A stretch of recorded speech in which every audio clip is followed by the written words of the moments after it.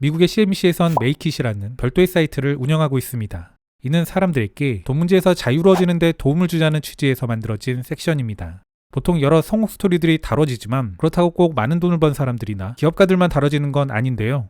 적은 돈을 벌면서도 자신의 꿈을 이룬 사람들을 다루기도 합니다. 이 CNBC 메이킷에서는 얼마 전 한국에 와서 자신의 꿈을 펼치고 있는 원어민 교사의 스토리가 올라왔습니다. 오늘은 이를 소개해볼까 하는데요.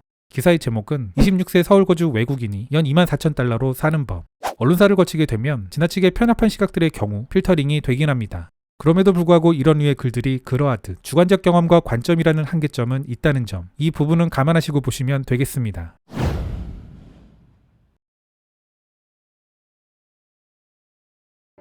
많은 사람들이 어린 시절의 꿈에서 멀어진 채 살아간다. 하지만 미카엘라 크리치오는 그렇지 않은 사람이다. 요즘 한국의 서울을 집이라 부르는 26세의 그녀는 매일 아침 지하철을 타고 초등학생들에게 영어를 가르치기 위해 학교에 간다. 주말이면 다른 외국인 친구들을 만나 서울의 카페, 레스토랑, 미술관을 돌아다니며 이 멋진 도시를 탐험한다. 그녀는 2019년 11월 해외에서 거주하고 일하기 위해 고향인 워싱턴 DC를 벗어났다. 크리치오는 CNBC 메이킷에 다음과 같이 말한다. 해외에 사는 것은 완전히 새로운 문화, 관습, 음식을 경험하고 놀라운 사람들을 만날 수 있기 때문에 좋아요. 저는 이곳에서 끈끈한 우정을 쌓았습니다. 내가 만일 미국의 집에 머물기로 결정했었다면 결코 알 수 없었을 놀라운 것들을 많이 봤어요. 그녀는 대학 생활로 인해 꽤 큰 빚을 지고 있지만 졸업 후 연 24,000달러의 수입을 올리며 해외에 거주하는 영어 교사로 변신했다. 크리치오는 어린 시절 여행에 대한 생각에 사로잡혀 있었다. 그녀는 사만다 브라운과 앤서니 브루댕을 어린 시절의 우상으로 여기고 있었다. 그러나 부모님과 3명의 형제는 그녀와 달랐고 가족들은 친척을 만나기 위한 미국 국내 여행만 했을 뿐이었다. 버지니아 커먼웰스 대학교에서 국제관계학을 공부하던 때 한 교수님이 그녀에게 돈을 벌면서 세상을 보는 방법으로 해외에서 영어를 가르치는 아이디어를 소개했다. 그녀는 몇 가지 프로그램을 조사했지만 프로그램에 참여해 인증을 받으며 비자를 신청하는 데 드는 1,000달러의 비용조차도 감당할 수 없었다. 더 저렴한 다른 옵션을 살펴보기도 전에 그녀는 또 다른 재정적인 어려움에 봉착해야 했다. 16,000달러의 학자금 대출에 메어버린 것이다. 크리치오는 돈을 벌기 위해 유람선에 승선하게 된다. 그녀는 2주간 일한 후 장기 계약으로 전환하고 결국 13,000달러의 자금을 모을 수 있었다. 이제 그녀는 다시 계획을 추진하게 된다. 영어교사 자격증을 취득하는 데 성공한 후 그녀는 첫 번째 국가로 한국을 선택하게 된다. 이는 한국에서의 생활비가 저렴하다고 들었기 때문이다. 이후 인천국제공항으로 가는 편도 티켓을 예약하기에 이른다. 첫 해에 무작정 비행기를 타면서 내가 뭐하고 있는 거지? 내가 미쳤지? 누가 내게 이것이 좋은 생각이라고 말했던가? 그녀는 이런 생각을 하기도 했다. 하지만 그녀가 이후 한국에서 얻은 경험치들은 이 위험을 감수할 가치가 있었음을 느끼게 만들었다.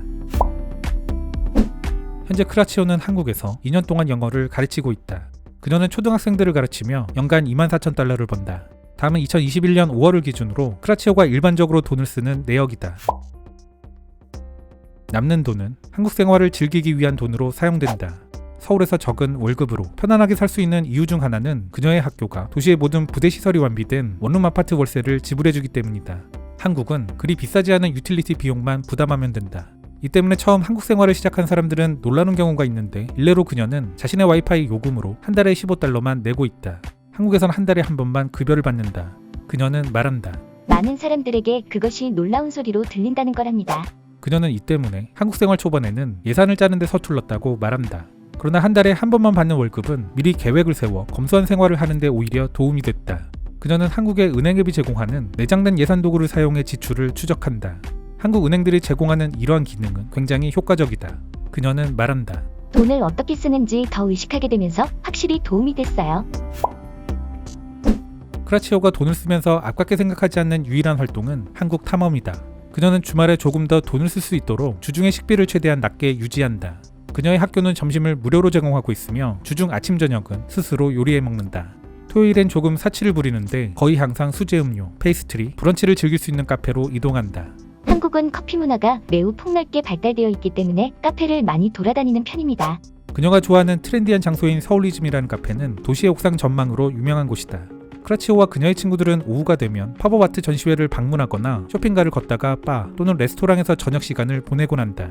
아울러 그녀는 한국에선 많은 사람들이 상대적으로 작은 아파트에 살고 있어서 홈파티는 즐길 수 없는 환경이라고 전한다. 이 때문에 집에서 나와 도시 주변에서의 활동을 계획하는 것이 일반적이며 사교를 위해 필요하다고 말한다. 그런데 고맙게도 한국에서는 꽤 저렴하게 이러한 활동들을 할 수 있다. 그녀에 의하면 마음만 먹으면 하루 종일 단돈 35달러만으로도 외부 활동을 할 수 있다고 한다. 그녀는 생일이나 피크닉과 같은 특별한 경우에도 도시에서의 활동에 최대 50달러 정도를 지출할 것으로 예상하고 움직인다고 말한다. 우리는 50달러에도 많은 것을 얻을 수 있습니다. 한국에 살면서 좋은 점은 외식을 하고 카페를 가는데 생각보다 비싸지 않다는 겁니다. 여기서 외식하는 것이 고향보다 훨씬 저렴해요. 그리고 곳곳에 퍼져 있는 길거리 음식들 덕분에 그녀는 종종 10달러 미만으로도 한 끼 식사를 해결할 수 있다. 또한 한국의 서울에서는 뚝섬 한강공원에서 자전거를 타거나 보트를 타는 것과 같이 도시 안팎에서 야외 활동을 할 수 있는 기회가 많다. 지난 5월 그녀와 친구들은 해변으로 유명한 강릉으로 당일치기 여행을 다녀왔다. 그곳에서 짚라인을 타고 미술관을 갔으며 바로 앞 카페에서 바다 전망을 즐기며 하루를 보냈다. 이 모든 여행 비용은 약 65달러에 불과했다. 크라치오는 고향 사람들이 가끔 그녀의 생활 방식을 재정적으로 감당할 수 있는지 물어본다고 말한다. 물론 그녀가 이 정도 벌이로 생활이 가능한 것은 집세와 자동차 비용을 지불할 필요가 없는 이유도 크다. 그러나 그녀는 또한 한국이 세계 주요 대도시에 비해 생활비가 훨씬 낮고 삶의 질이 높다는 사실도 알게 되었다. 그녀와 동료 외국인들이 어디에서 왔는지에 관계없이 공통적으로 느낀 것이다. 그녀는 말한다. 내가 미국에 살고 있었다면 이러한 생활 방식을 감당할 수 없었을 거예요. 크라치오는 한국에 오기 전까지 한국 문화에 대해 아는 것이 거의 없었다. 하지만 이 새로운 문화를 경험한 것이 자신의 인생을 바꿔놓았다고 말한다.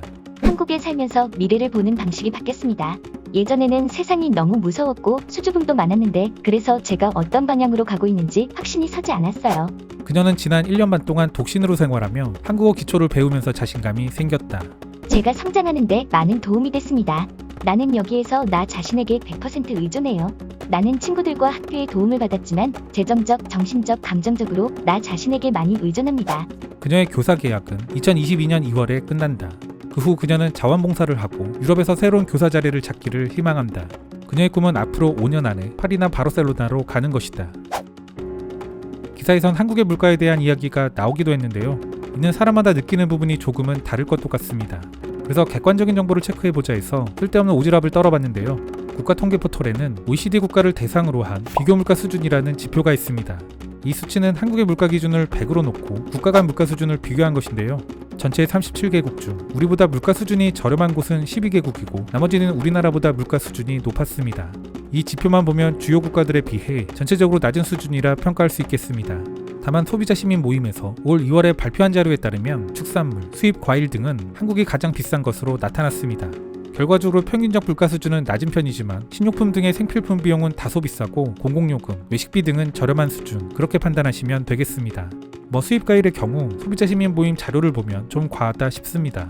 아무튼 식료품의 경우 국산의 생산 비용이 높을 수밖에 없는 1차 농축수산물을 제외하고 보면 식품기업들이나 수입업자들이 다소 가격을 높게 책정하고 있다 유추해 볼 수 있는 대목입니다. 기업들의 이익 극대화 노력은 일면 당연한 부분이겠지만 한편으로는 품기업들의 소위 프리미엄이라 이름 붙이는 경쟁이 이런 기여를 하는 게 아닐까 싶기도 합니다.